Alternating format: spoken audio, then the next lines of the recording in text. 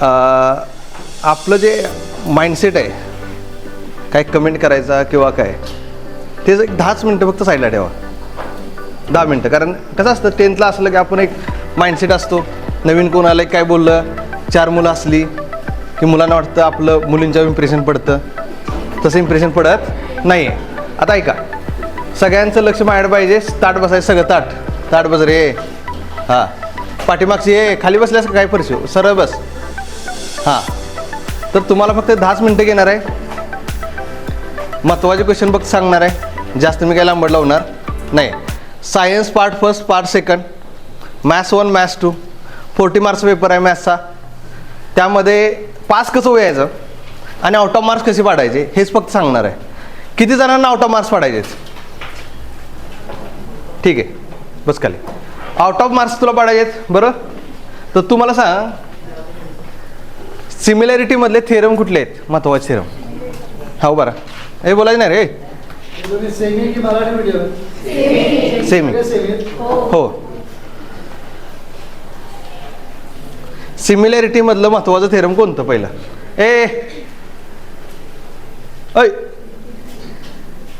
हा, BPD theorem correct आहे. Second,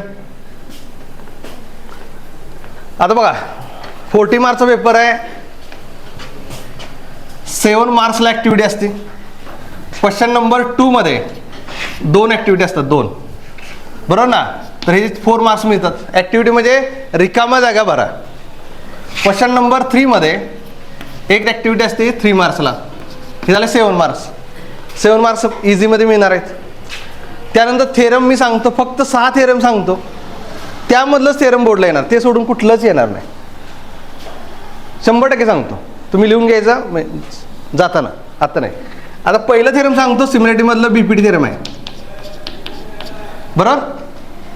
second आहे एरिया ऑफ सिमिलर ट्रायंगल. हे पुस्तक वाचायचं नाही. Area of similar triangle. Third one is a Pythagoras. त्यानंतर येतं angle bisector. Fifth one 2 tangent segment theorem. आता एक खडू 2 टँजंट सेगमेंट थेरम. आणि 6 वन सायक्लिक क्वाड्रिलेटर. क्वार्टर नाही, काय बोलायचं? क्वाड्रिलेटर आहे. क्वार्टर म्हणतंय काय? क्वार्टर काय? क्वार्टर नाही, काय बोलायचं? Quadrilateral, cyclic quadrilateral.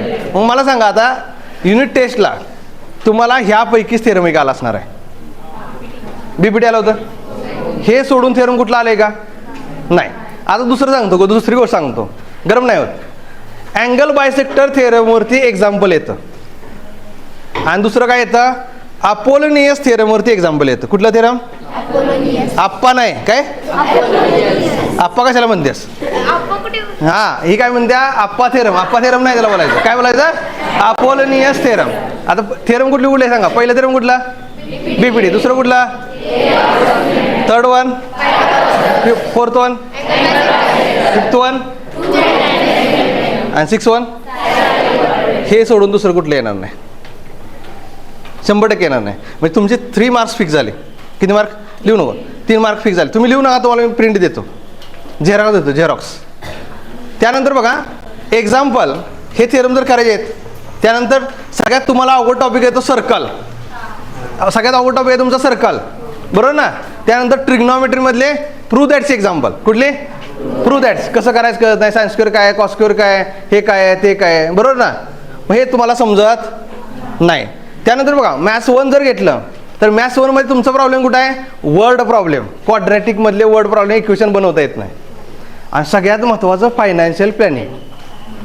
कधी ब्रोकरेज प्लस करायचं, कधी मायनस करायचं, बरोबर ना. सगळ्यात सोपं वाटतं तुम्हाला प्रोबॅबिलिटी.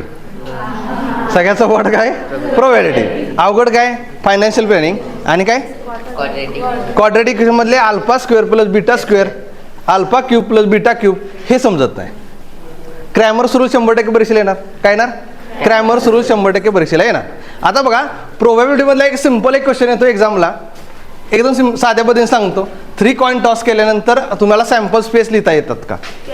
येतात. सांगू येते तसं. मग कसं लक्षात ठेवलंस ते? 2 वेळा H लिहायचं, 2 वेळा T लिहायचं, त्याच्यानंतर एकदा HT लिहायचं. ते कोणी सांगितलं? नाही 3 4 वेळा हुबेंदा 4H हा. 4T बरोबर. 2H 2T. कसं लक्षात ठेवलं? कुणी सांगितलं? टीचरांनी. शाबास, चांगलं सांगितलं तुला. आणि त्या सांग मला 3 मेन्स 2 वुमन, 3 मेन्स 2 वुमन आहेत, त्यांचा ग्रुप बनवायचा आहे. कसं बनवायचं? किती ग्रुप बनतील? 6. आहे तसं कसं? आता ऐक, मी काय बोललो? ऐक, M1 M2 M3 आणि इथं काय करायचं? W1 आणि W2. किती ग्रुप बनतील माहिती आहे का तुम्हाला? आता हे एक्झामला 100% येतं. ऐका कसं लक्षात ठेवायचं सांगतो. हा प्रश्न येतो परीक्षेला.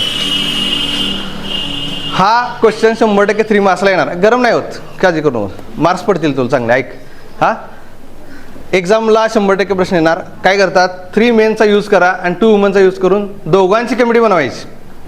तर किती ग्रुप बनतील बघा. ग्रुप बनवण्याची मेथड सांगतो तुम्हाला. काय करायचं? हे पण आहे M1 आहे, M1 M2 आमटी नाही काय M3. हां काय बोलायचं? M3 नाही, आमटी गोणी असलं काही नाही. आता बघ, आता काय करायचं माहिती आहे का? M1ला झाकायचा. M1ला काय करायचं? M1 वरती असा हात ठेवायचा. ठेवला. आता हे जर लग्न प्रत्येकावर लावायचं. कुणावर लावायचं? प्रत्येकावर. मग आता कुणावर लावताय पहिल्यांदा? M2 बरोबर. M1 M2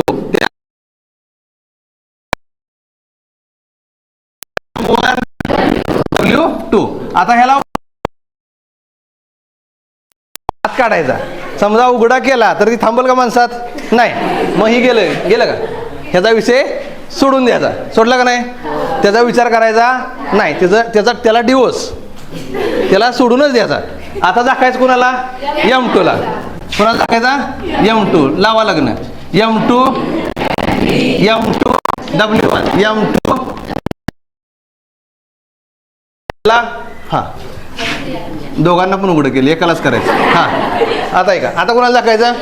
M3. आता बोला M3 W1 M3 W2 झाला. हा, संपला विषय. हा, आता कोण? W1 आणि W2 संपला विषय. झालं. ग्रुप किती बनले बघा? 10 बनले. का अवघड आहे? डोक्याला काही त्रास न होता शिकवतो मी, तुम्हाला कळणार नाही. हा, कधी याचे कपडे काढले ते. हा समजतंय का? आता काय अवघड आहे का? नाही. आता दुसरा एक प्रश्न येतो परीक्षेला. काय म्हणतात बघा? 0 1 2 3 4 डिजिटचा यूज करून 2 डिजिट नंबर बनवा. 2 डिजिट नंबर बनवा. किती नंबर बनतील सांग बघू तू. मग लय बोलत होतीस, सांग आता. 2 डिजिट नंबर बनवायचा आहे आपल्याला. 0 1 2 3चा यूज करून विदाउट रिपिटेशन ऑफ डिजिट. किती बनतील माहित आहे तुम्हाला? अरे सोपा चॅप्टर ती पण येत नाही तुम्हाला. सांगाल नाही जमलं? बरं मी सांगतो ऐका. किती डिजिट आहेत? डिजिट किती आहेत बोला? 5 आहेत. त्यात 0 एक सोडायचा. किती राहिले? 4. 0 सोडायचा, 4चा स्क्वेअर करायचा, 16 16 बनणार.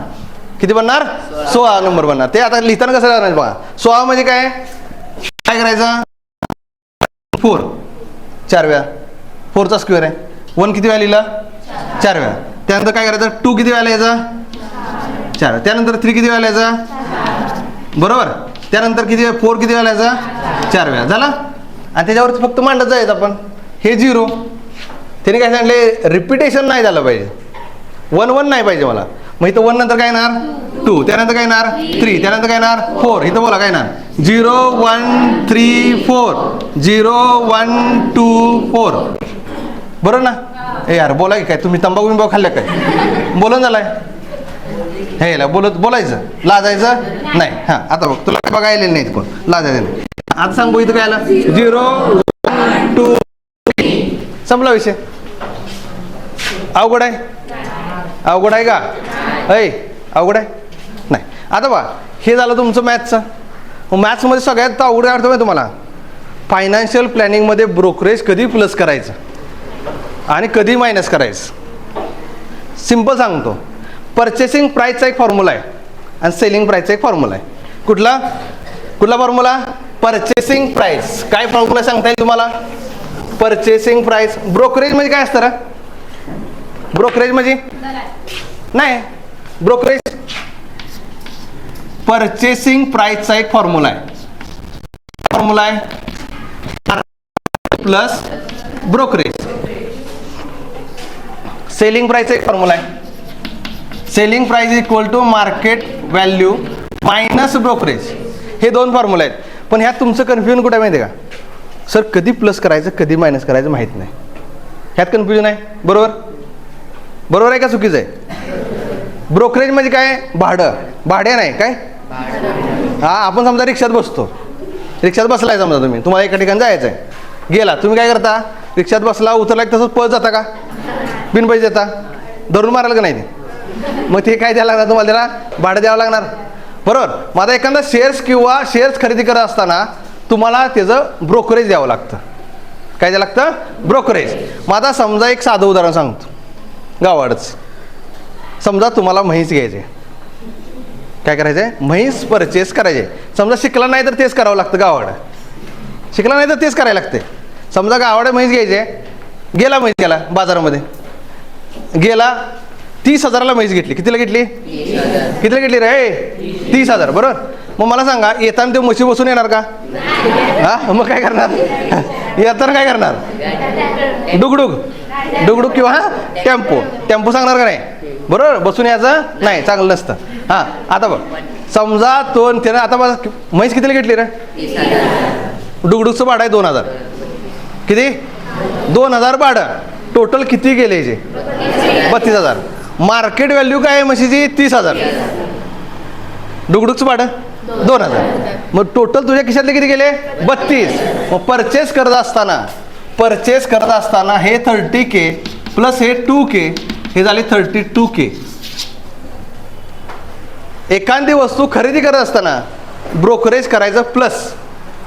आता म्हैस तर आणली, दूधच देत नाही, काय करायचं? मग तुम्ही काय म्हणणार? विकून टाकूया. परत म्हशी बसून जाणार का? नाही. परत काय सांगणार? डुगडुग, टेम्पो सांगणार का नाही?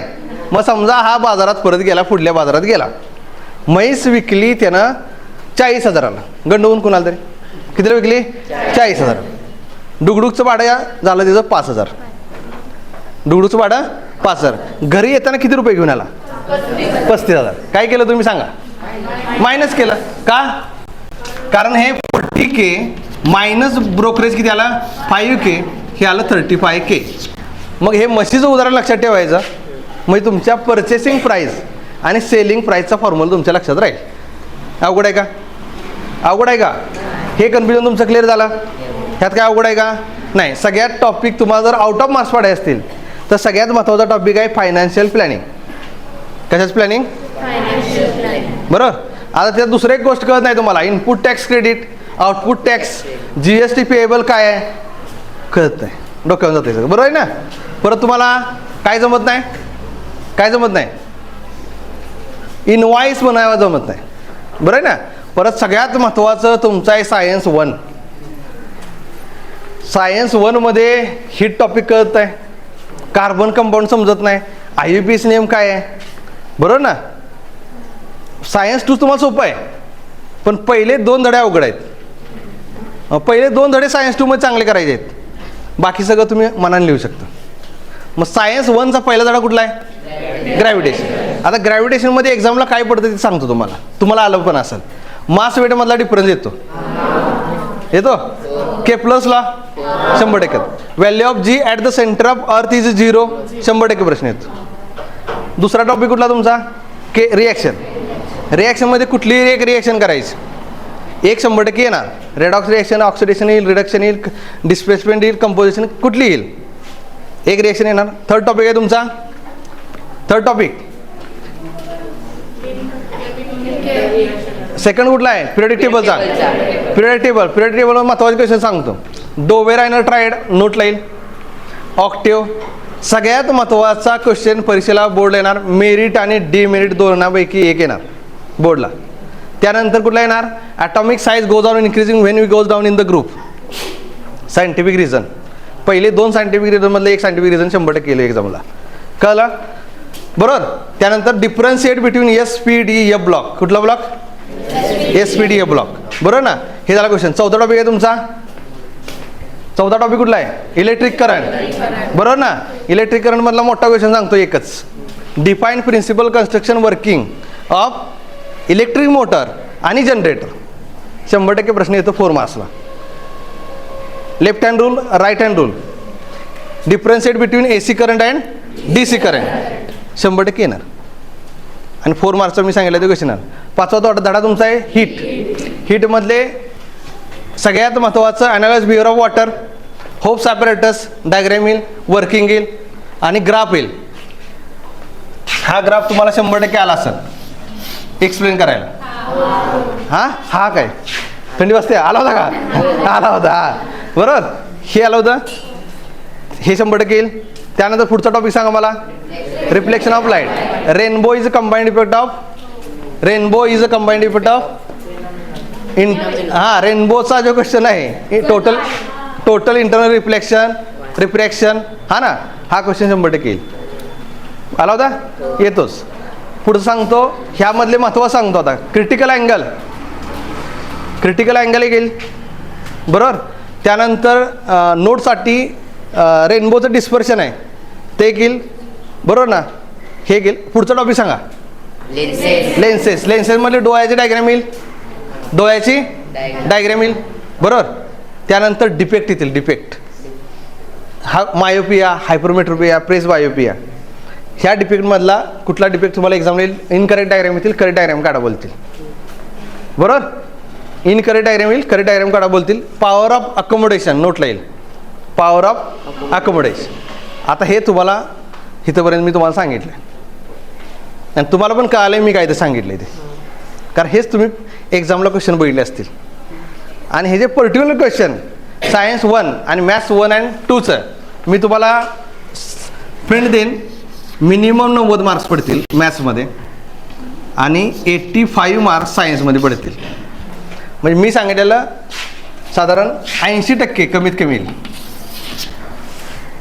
येईल. सांगितलेले क्वेश्चन आहे असे येणार म्हणजे आहे असं नाही. नंबर चेंज करून येतील. क्रॅमर्स रूल येणार, फक्त नंबर चेंज करून येईल. बरोबर. फॉर्म्युला मेथड येईल, फॅक्टरायझेशन येईल. सगळ्यात अवघड तुमची कम्प्युटिंग स्क्वेअर मेथड. बरोबर ना? त्यातच कन्फ्युजन आहे तुमचं. आणि हे फॉर्म्युला कसं बनवायचं तुम्हाला कळत नाही. Alpha square plus beta square माहिती आहे तुम्हाला? अल्फा प्लस बीटा फॉर्म्युला सांगा. Minus b upon a. Alpha into बीटाचं काय? सी अपॉन ए. बी ए बा का काय? बा का म्हणजे बी मायनस बी अपॉन ए, सी अपॉन ए. लक्षात राहील का? सायन्स अकॅडमी पण क्वेश्चन तुम्हाला पहिल्या 2 धड्याच देईन आणि हे सगळं देईन. त्याची प्रिंट देतील, ती सर देतील. तुम्ही ज्यावेळी ते रजिस्ट्रेशन करायला जाणार आहे कशाचा MSCITचं काय रजिस्ट्रेशन तुम्ही करायला जाणार आहे सांजेड, त्यावेळी तुम्हाला ते सर सगळं तुम्हाला प्रोव्हाइड करतील आणि ते फ्रीमध्ये करतील. त्यांना काही पैसे घेणार नाहीत. फक्त माझी एक विनंती आहे तुम्हाला की MSCIT जे सर मगाशी शिकून गेले सर ते अतिशय चांगल्या पद्धतीने तुम्हाला MSCIT चांगल्या प्रकारे घेतील. मी काही कुणाच कंपॅरिझन वगैरे करत नाही, पण मी त्यांचं शिक्षण बघितलं आहे. त्यांचा माझा काही संबंध जास्त नाही आहे. फक्त ते शिकवणं त्यांचं चांगलं आहे. वेगळ्या गोष्टी तुमच्याकडे त्यांच्याकडून मिळतील आणि महत्त्वाचं काय तुम्हाला डिस्काउंट मिळेल. आणि MSCIT करणं कंपल्सरी गरजेचंच आहे. आणि त्याबरोबर सर आणि तुम्हाला काय करतील उन्हाळ्यामध्ये MSCIT बरोबरच काही ठराविक लेक्चर 8-10 लेक्चर स्पोकन इंग्लिशचे पण देतील. इंग्लिश कसं बोलायचं कारण आता मुंबईत म्हटल्यानंतर ते लागणार आहे तुम्हाला. ठराविक लेक्चरचे सर फ्रीमध्ये देतील 8-10 लेक्चर. त्यासाठी तुम्ही काय करा रजिस्ट्रेशन फक्त करून घ्या. कारण काय आहे ते लिमिटेड सीट काय 500 फक्त भरणार आहेत. मुलं भरपूर असतात त्यांच्याकडे दरवर्षी 400-500 रुपये असतात. पण तुम्हाला चांगलं शिक्षण जर पाहिजे असेल खरंच करायचं असेल तर तिकडे जावा. तुम्ही म्हणा सर तिकडं नाही घेतलं आम्हाला क्वेश्चन मिळणार का? क्वेश्चन मिळणार तुम्हाला. असं नाही की तुम्ही नाही गेला म्हणून मिळणार नाही असं पण काही नाही. कारण हे सगळं तुमच्यासाठीच आहे. आपण जे करतोय काय करतोय तुमचे मार्क्स वाढले म्हणून बस झालं. बरोबर आहे की नाही? तुम्ही फक्त व्यवस्थित केलं पाहिजे. लक्षात येईल तुम्हाला? लक्षात येईल का? तर तुम्हाला कुठलीही अडचण असेल आणि एखादा गंड विद्यार्थी असेल सर पासच होत नाही मॅथ्समध्ये त्याला मी महत्त्वाचे क्वेश्चन पाठवतो. महत्त्वाचे क्वेश्चन मी त्याला पर्सनली पाठवतो. त्याचे कुठले डाऊट असतील कुठला चॅप्टर करायचा काय करायचं कधीही मला फोन करा सरांच्या ह्याच्यावर. त्याला पर्सनली आपण सांगू परीक्षे वेळी. परीक्षेच्या वेळी सॅटर्डे संडे संध्याकाळी 9 ते 10च्या दरम्यान मी तिथं असेल. सॅटर्डे संडे फक्त. त्यावेळी मी ते तुम्हाला सांगेन. लक्षात येईल तुम्हाला? नक्की येईल का? सांगलेल्या गोष्टी कळाल्या का? आता थांबूया का पुढं आणि काही घेऊ? हां न फॅन लावा. बरं फॅन लावा.